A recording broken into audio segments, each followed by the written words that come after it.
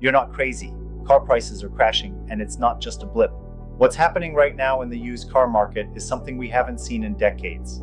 While most people are still overpaying without asking questions, a handful of informed buyers are already positioning themselves to save thousands, avoid traps, and even make smarter money moves because of it. But here's the shocking part. This crash?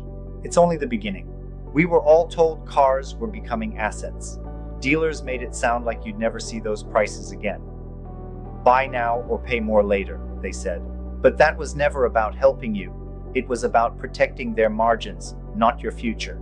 And while they're still using those same tired sales tactics, the bubble has quietly popped and the cracks are growing by the day. In this video, you're going to learn the uncomfortable truth behind the crash, the silent auto loan crisis no one wants to talk about, and how consumer debt, predatory lending, and risky financing set the stage for this collapse. And if you stick with me to the end, I'll show you exactly what to do before you buy your next car, so you don't fall into the same trap that millions of Americans are stuck in right now. There was a time when buying a car felt like a rite of passage. Today, it's starting to feel more like signing a lifelong contract with a finance company. New car prices have soared to an average of nearly $50,000, and monthly payments are now surpassing $745. Add rising interest rates into the mix, and you have a perfect storm for financial pressure. What once was a tool of freedom is becoming a trap for many working families. This isn't just about expensive cars, it's about how affordability has quietly slipped away. Imagine a young couple trying to start a family, already juggling rent, groceries, and student debt. Now toss in a $745 car payment and a 9% loan interest rate. For many Americans, the car market crash feels personal, like the economy is gaslighting their common sense. And the lenders, they're not slowing down. Auto loan crisis numbers reveal the cracks forming beneath the surface. A growing number of buyers are falling behind on payments, some just months into ownership. They took the bait, zero down, low monthly payments, only to find themselves buried under consumer debt. It's not uncommon to hear stories of repossession after just 6 or 8 months. This isn't just a bump in the road, it's a financial sinkhole. When debt builds around a depreciating asset, you're not investing, you're bleeding money. That $50,000 SUV loses value the second it leaves the lot, and the depreciation curve keeps slashing your equity. Meanwhile, you're locked into high interest payments with no clear way out. It's the opposite of financial freedom. It's voluntary captivity, and yet many don't see it coming until it's too late. The worst part? This isn't an isolated trend. It's part of a much larger storm tied to inflation, income stagnation, and the relentless push of financing over ownership. People aren't just paying more, they're getting less. And while the average American struggles to stay afloat, something strange has been happening in the used car market. For decades, car depreciation followed a predictable path, like clockwork. You bought a car, and its value dropped steadily each year, giving buyers a sense of what to expect. But since 2020, that logic has gone out the window. Used car prices didn't just hold steady, they skyrocketed, some models jumping 40% in 2021 alone. Suddenly, the rules of the road no longer applied. It was like watching gravity reverse. People who bought used cars before the pandemic saw their vehicles increase in value, something previously unheard of. Selling a 3-year-old car for more than you paid? That wasn't strategy, that was sheer luck. But many assumed this upside-down world would last forever. Spoiler alert, it won't. This distortion created a false sense of security. Buyers thought they could treat cars like investments, not realizing the spike was driven by temporary supply chain shocks. When factories shut down, chip shortages paralyzed production, and inventory vanished overnight. What followed wasn't value, it was scarcity-fueled inflation. And like all artificial highs, it's now coming back down. As prices start to drop again, the return to normal won't be gentle, it'll be jarring. People who bought used cars at peak prices may find themselves upside down on loans, holding onto vehicles worth far less than what they owe. That sense of stability they felt during the boom, it's evaporating fast. And it's not just the buyers feeling the heat. dealers are struggling too. Behind the curtain, the illusion of profit has led to dangerous financing behavior. People leveraged inflated values to secure bigger loans, assuming appreciation would protect them. But when the bubble bursts, and it's already hissing, the fallout ripples through every corner of the market. And what's fueling this fire? Let's take a closer look at how auto loan practices have gone completely off the rails. The auto loan industry is no longer about helping people buy cars. It's about helping lenders sell debt. Today, 85% of new cars and over half of used cars are bought using financing. But it's not just the volume, it's how risky these loans have become. Even people with good credit are being handed sky-high interest rates, no questions asked, income verification, often skipped entirely. This reckless lending has created a ticking time bomb. Buyers are getting approved for amounts they can't reasonably repay, especially with today's inflated prices. Banks and lenders, hungry for profit, have loosened their standards to a dangerous degree. It's no wonder 5% of loans are already over 90 days delinquent, and that number's rising with every passing month. To put this into perspective, imagine walking into a dealership and being told, "Don't worry about your income, we'll make the numbers work." That's not support, that's a trap. It's like giving someone a parachute with holes in it and telling them to jump. It feels empowering until reality hits, and when it hits, it's brutal. Buyers are lured in with shiny monthly payments and low down payments, but they rarely calculate the total cost. A $650 payment over 84 months might feel manageable, but it adds up to a financial nightmare, especially if the car depreciates faster than expected. And with recent price drops, that's exactly what's happening. These risky financing practices are pushing everyday people into a financial corner. And once you're in, the only way out often involves repossession, damaged credit, or worse. But the damage doesn't stop with the individual. It's part of a much larger pattern that's driving Americans deeper into a trap of consumer debt, especially when they end up owing more than their car is even worth. When someone owes more on their car loan than the car is worth, they're underwater. Right now, that's nearly 4 in 10 borrowers. It's a financial red flag that's become disturbingly common. Think about it. You're making payments on an asset that's actively losing value, and not slowly. In some cases, it's plummeting faster than your loan balance can keep up. How does this happen? Enter predatory lending.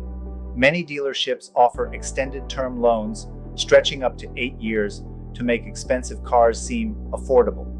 It sounds good on paper, lower monthly payments, but in reality, you're committing to a near decade of payments on a rapidly depreciating machine. That's not smart financing, it's modern-day debt slavery. These long-term loans trap buyers in a cycle of negative equity. Trade in your car early, and you're rolling old debt into a new loan. Miss a few payments, you're staring down repossession. And if you lose your job or face a medical emergency, the system offers no mercy. You're just another default statistic feeding the profit margins of the finance industry. A lot of people don't even know they're underwater until it's too late.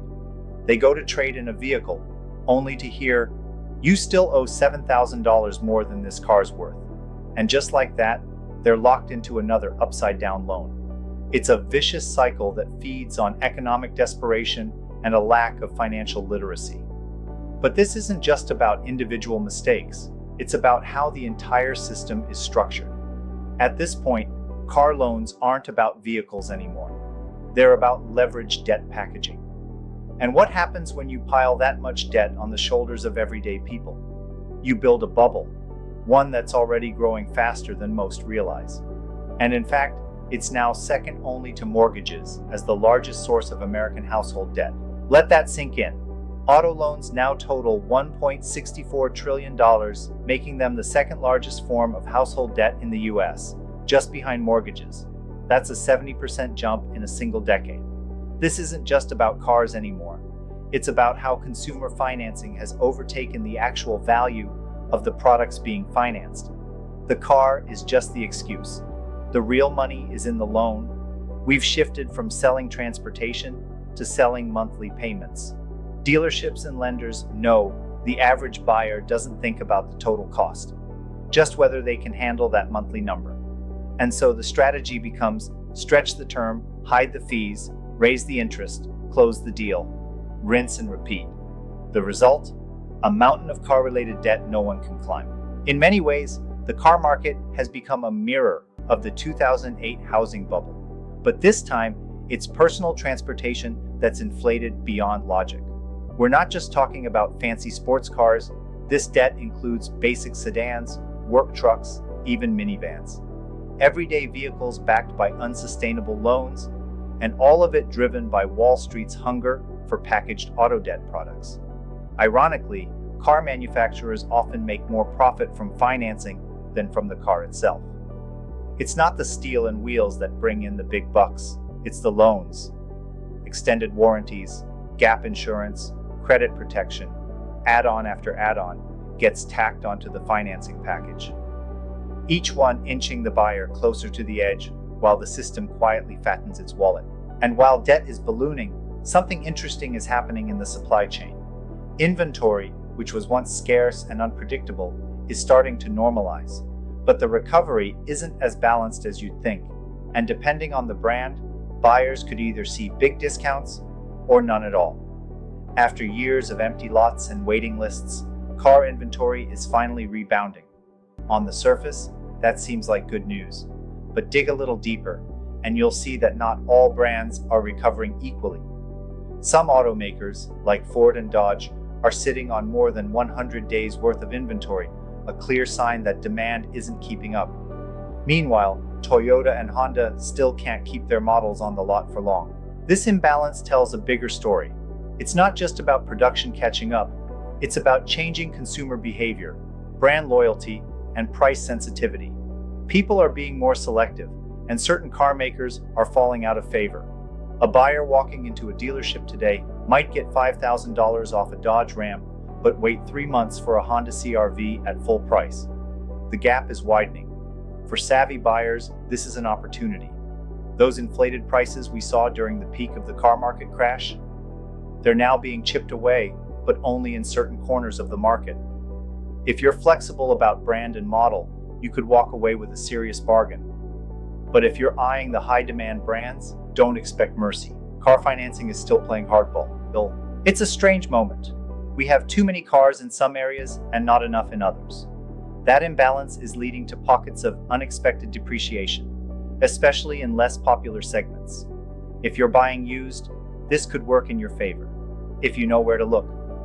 Dealerships desperate to offload slow-moving inventory may throw in extras, extend warranties, or offer 0% financing. But while some buyers chase deals, others are unknowingly stepping into traps. Certain vehicles might look like bargains now, but could become financial dead weight down the line. And that brings us to a more subtle, but equally dangerous trend in the market: the divergence in price behavior across different categories and brands. Used car prices are no longer moving in unison. In fact, we're seeing luxury vehicles appreciating, while some electric models are plummeting in value. Take the BMW 4 Series or Porsche 718. These have climbed 15-20% in the resale market. It's counterintuitive, but buyers in high-income brackets are still willing to pay premiums.